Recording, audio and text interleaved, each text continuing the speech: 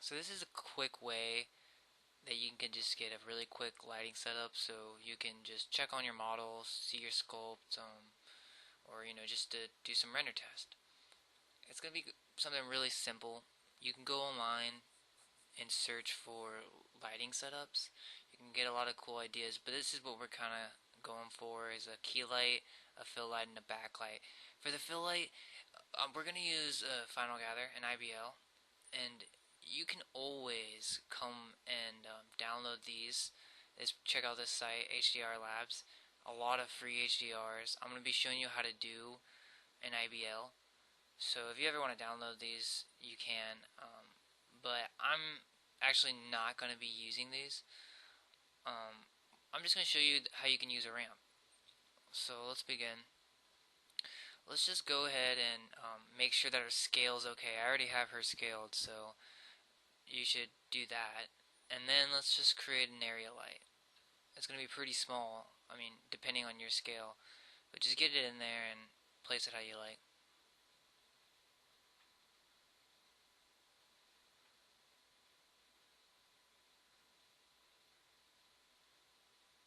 You can press T, and that'll help you out so that you can target it. I grabbed it, and then you can hold V to snap it to her, and so now it'll continue to aim. Scale it up a little bit. And this is our key light. This is our main light. So we're trying to get, this is where we're going to get a lot of our shadows from. And I'm just trying to place it.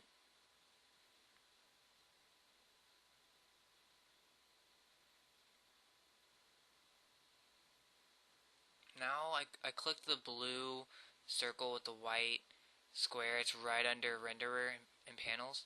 And that'll give you this little gate. And then you can go to create camera from view. And to be able to see this, you can go to your outliner. And you can see the perspective 1. Now to look through it, just make sure you go to panels, perspective, perspective 1. And then here I have it selected. I opened up the attribute editor and changed my film gate to theatrical. And then we can kind of get a nice little camera shot going. Okay, cool. Let's open up our render cam in the outliner panel. And then I'm going to switch back to perspective and turn that film gate off. So now we can work and see our view at the same time. I'm going to grab the light. And then I'm going to Control D, duplicate it. A lot of people do not like duplicating their lights, but it's completely fine. Just make sure that the shape nodes of the area lights are renamed, which they are, so you're good. Now we can just use this and replace it.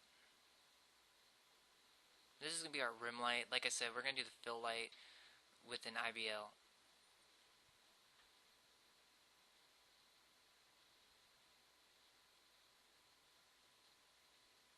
I'm going to scale it down a little bit.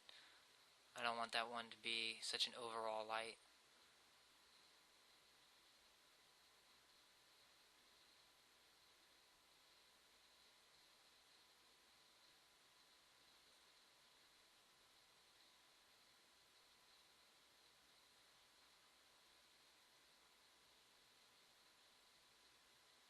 Cool, now that that's placed, let's go to our render settings, indirect lighting, and turn on Final Gather.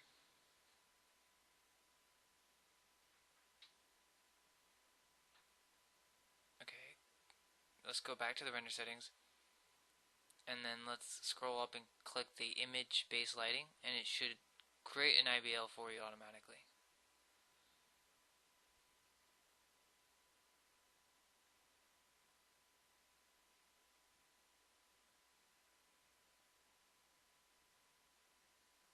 My attribute editor got messed up a little bit. Alright, so now we want to change the type image file to texture, and click the checkerboard, and let's go to ramp.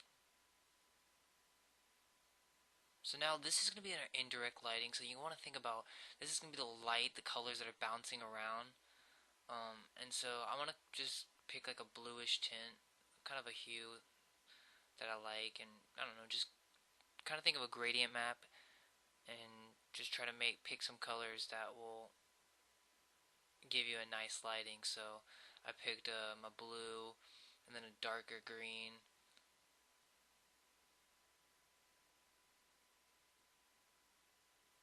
And you can even add a little bit more, but don't go too crazy with it.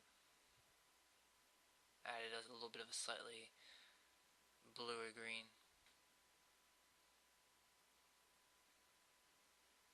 Okay, so now to change some settings, we need to go to the area light, go to the decay rate, which is the fall off, and change it to quadratic. This is going to make it more realistic. So let's do this to the other one as well. Change it to quadratic, and now we're going to have to change our intensities.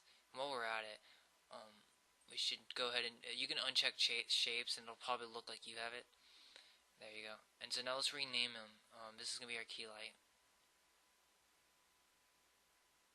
and then this can be our rim light. Alright, so now to change the intensities of them, we have to increase it because the fall off is more realistic. It's going to fall off quicker.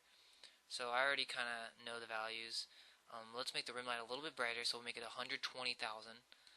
And the key light will make it 100,000. Now, you would typically want to change your color from white, but we're not going to do that right now. You can make your key light a nice, cool, warm color to contrast the fill. But for right now, we're just going to leave it white. And let's go down to mental ray and turn on area, use light shape. Okay? And then you want to change the high samples so that the shadows, you know, have more samples so they're nice and clean. Let's do the same thing. You want to click use light shape, change the high samples so the shadows have enough. And the reason you want to do use light shape is because it's going to make it an accurate light, and it's going to make it a mental ray light.